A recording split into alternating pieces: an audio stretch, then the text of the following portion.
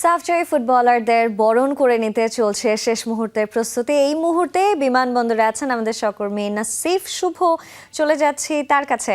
শুভ, চ্যাম্পিয়নদের বরণ করে নিতে বিমানবন্দরে আসলে কি কি আয়োজন করা হয়েছে এখন পর্যন্ত, এবং আপনার পেছনেই আমরা দেখতে পাচ্ছি ছাদখোলা বাসও ইতিমধ্যে আসলে প্রস্তুত, সবাই প্রস্তুত। সেখানকার কি কি পরিস্থিতি আছে অবশ্যই আমাদের জানাবেন।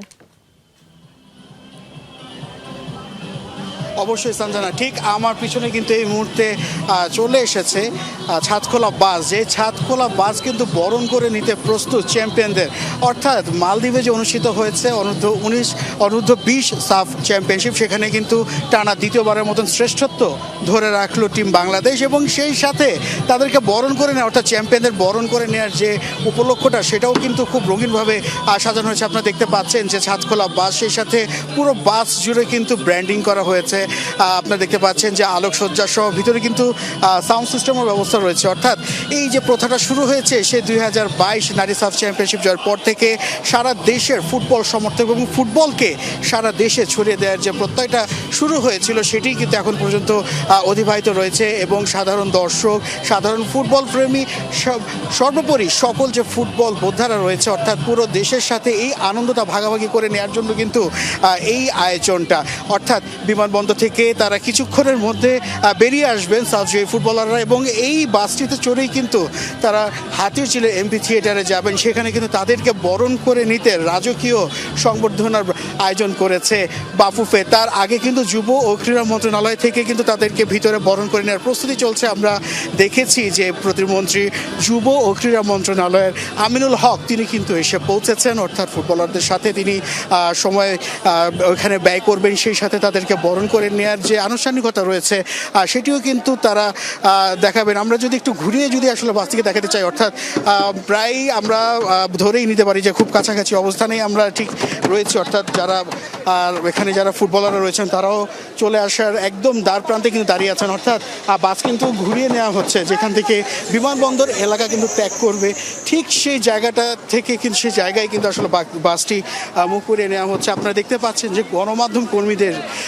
যে ভিড় আছে সে ভিড়গুলো কিন্তু আমরা পরিলক্ষিত করেছি, এবং সেই সাথে আরেকটি যেটি দুঃখের বিষয় সেটি হচ্ছে এখানে কিন্তু পর্যাপ্ত পরিমাণ যে ব্র্যান্ডিং, অর্থাৎ আমরা দেখেছি এর আগে যখন এই করেছিল তখন কিন্তু বিভিন্ন ব্র্যান্ডিংয়ের মাধ্যমে কিন্তু পুরো বিমানবন্দর এরিয়া জুড়ে তাদের ব্যানার ছিল। এখানে কিন্তু আসলে সেমনটা দেখছি না।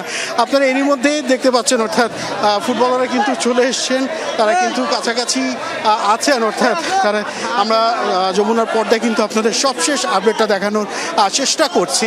অর্থাৎ আপনারা দেখতে পাচ্ছেন যে সকল গণমাধ্যম কর্মী এখানে হুড়োহুড়ি রেগে গেছে। আসলে এরকম হুড়োহুড়িটা লাগবেই না কেননা এমন একটি অর্জন সবসময় বাংলাদেশের আমরা দেখে এসেছি এর আগে বয়সভিত্তিক বিভিন্ন টুর্নামেন্টগুলোতে, বিশেষ করে ছেলেদের যে টুর্নামেন্টগুলো রয়েছে সেখানে কিন্তু ভারতের কাছে শেষ মুহূর্তে আসলে দুঃখের যে পরাজয়টা, অর্থাৎ রানার্স আপ হয়ে আমাদের ফিরতে হয়েছে।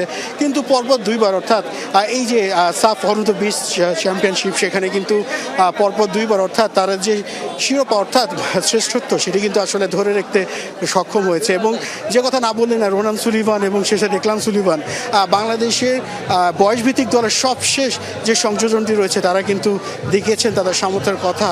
যদিও ডেকলান সুলিভান কিন্তু যথেষ্ট পরিমাণ গেম টাইম পাননি, তবে যতটুকু সময় পেয়েছেন ততটুকুই কিন্তু আসলে তিনি নিজের জাত কিন্তু চিনেছেন। অর্থাৎ আপনার রক্ষণে কতটুকু শক্তিশালী হতে হয় কিংবা কীভাবে প্রতিপক্ষের সাথে চোখে চোখ রেখে লড়াই করতে সেটা কিন্তু দেখিয়েছেন। এবং রোনানের কথা না কিন্তু না বললেই নয়। অর্থাৎ বাংলাদেশের আজকের এই পর্যায়ে আসার পিছনে কিন্তু যার অবদান কিন্তু সবচেয়ে বেশি, অর্থাৎ তিনি কিন্তু একদম প্রথম ম্যাচ থেকে সবশেষ, আমরা যদি গতকালের ফাইনালের কথা বলি, অর্থাৎ একদম শেষ সময়ের যে পেনাল্টি শুটার, অর্থাৎ যে গোলের মাধ্যমে কিন্তু বাংলাদেশের দ্বিতীয় শিরোপাটা নিশ্চিত হয়েছিল, সেটি কিন্তু তিনি বুদ্ধিমত্তার সাথে নিয়ে জানান দিয়েছেন যে এরকম হাই টেম্পার সিচুয়েশনে কতটুকু মাথা ঠান্ডা রেখে আসলে কাজটি করতে হয়।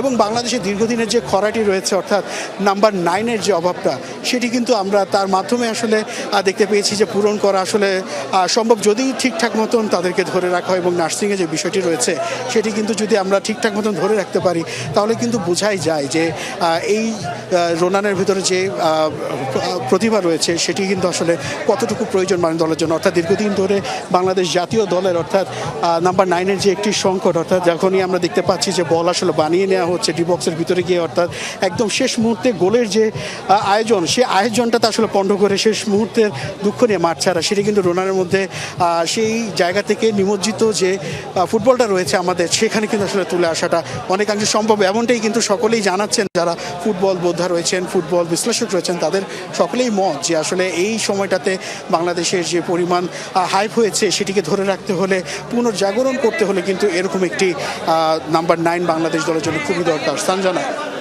শুভ, আপনাকে অনেক ধন্যবাদ। অনেকগুলো আপডেটস আপনার কাছ থেকে আমরা পেলাম। ছাদখোলা বাসটি দেখতে পেয়েছি এবং খুব শীঘ্রই নিশ্চয়ই ফুটবলাররা আসলে বিমানবন্দর থেকে বাইরে বেরিয়ে আসবেন। আপনার কাছে আবারও আমরা যুক্ত হওয়ার চেষ্টা করব পরবর্তী কোনো নিউজের সময়।